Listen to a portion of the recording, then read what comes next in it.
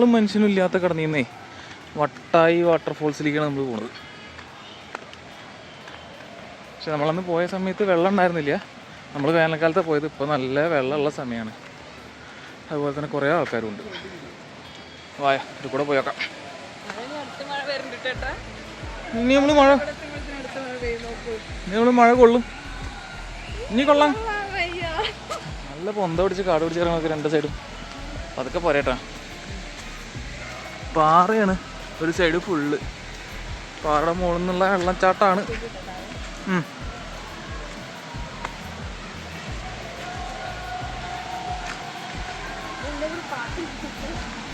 ആർപ്പോ hero വിളിക്കുന്നുണ്ട്.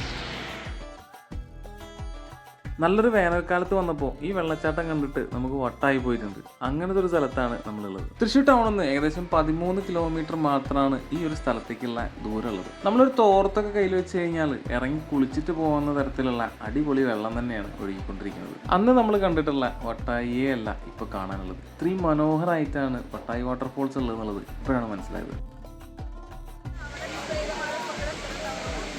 ശരിയാ.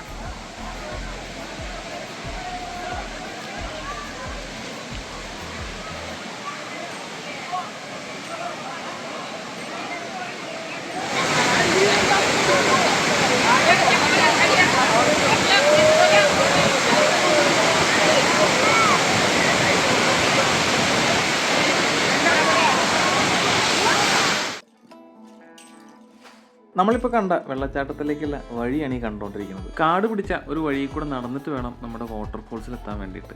ഇത് മാത്രമല്ല നമുക്കിവിടെ കാണാനുള്ളത്. ഫോൾസിൻ്റെ അടിഭാഗം മാത്രമല്ല നമ്മൾ കണ്ടുള്ളൂ, മുകളിലും കാണാനുണ്ട്.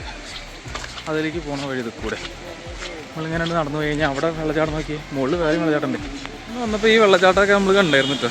പക്ഷെ അത് ഈ മുകൾ ഭാഗത്ത് മാത്രമേ നമ്മൾ ഇറങ്ങിയുള്ളൂ. താഴത്തേക്ക് വെള്ളമൊന്നും ഉണ്ടായിരുന്നില്ല. ഇവിടുന്ന് ചാടണതിൻ്റെ അടിയിലാണ് ആൾക്കാരുള്ളത്. നോക്കിയേ, വാ.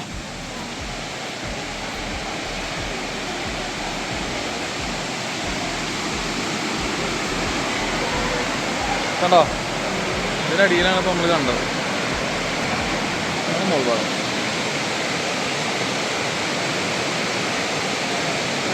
അന്ന് ഇതിൽ മാത്രമാണ് ചെറുതായി വെള്ളം ചാടിയത്. ഇതാണ് മുകളിലെ വെള്ളച്ചാട്ടം. എങ്ങനെയുണ്ട് അല്ലേ? ഞാൻ ഇതിലാന്ന് വന്നത്. താഴത്തൊന്നും വെള്ളച്ചാട്ടം ഉണ്ടായിരുന്നില്ല.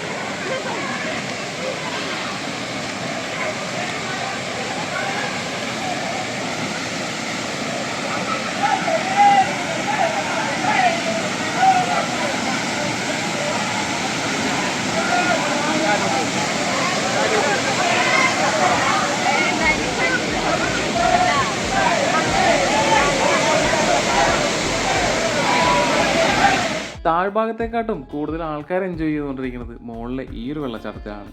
ഇവിടെ ഒരു ബോളൊക്കെ വെച്ച് കളിച്ചുകൊണ്ടിരിക്കുകയാണ്.